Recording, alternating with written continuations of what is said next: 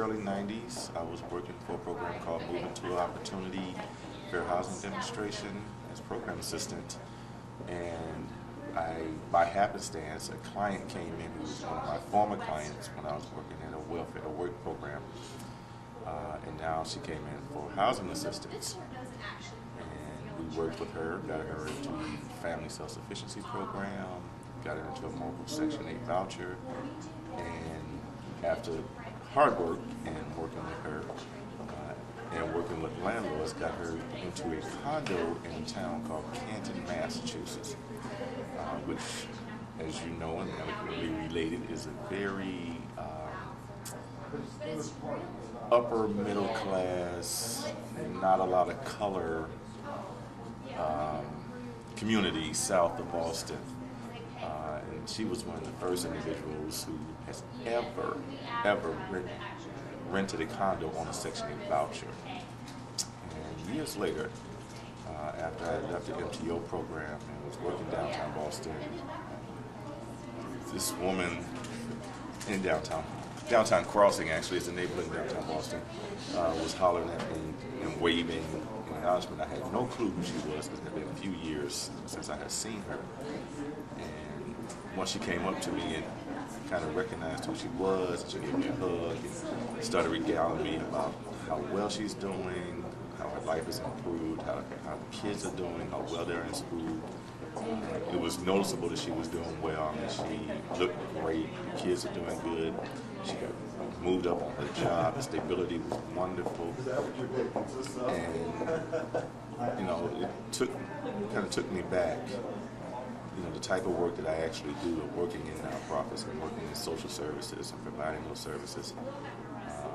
And the mere fact that this woman remembered me after all these years and helped her through all these programs by not actually telling her what to do, but more giving her the resources and direction. And it makes me feel good because she actually had the motivation, the drive, and the follow through to actually do a lot of things that she said she wanted to do. And I'm just glad that I was able to play a small part in giving her some resources and maybe some direction. And to this day, is kind of the driving force behind why I stay in nonprofit work. Because that just makes me feel good. It's something that I know is tangible. The family now is in a better situation, and it's one of the reasons why I still do the work I do.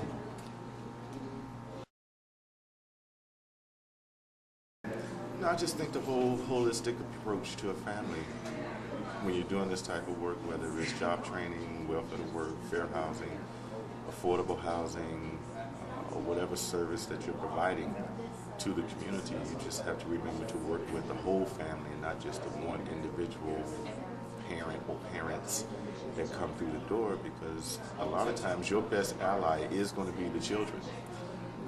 Because if you get them involved, they are the reminders to the parents that they're supposed to be doing certain things.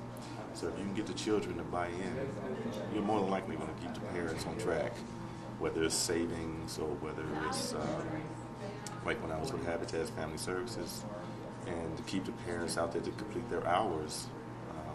You know, the kids a lot of times will push the parents to and remind them, even though at that time some affiliates still don't, you know, because of insurance liability issues. A lot of smaller children aren't allowed on a construction site.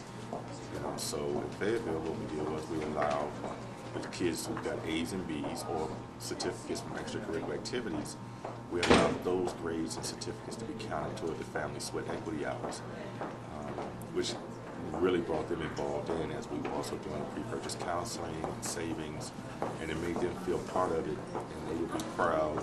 I can tell you many times that families would bring in, or the kids would bring their report cards in, and you know, even now that I'm not with Habitat, I still see some of my old families, and the kids still run up to me because, you know, and it's heart-wrenching. It makes you just take a step back and say, you can't help everyone, but this one is on their way, and maybe by their example, some of their friends or the community would be better because now they're seeing what can be done from someone who came out of their community. So just remember that when you're doing this type of work.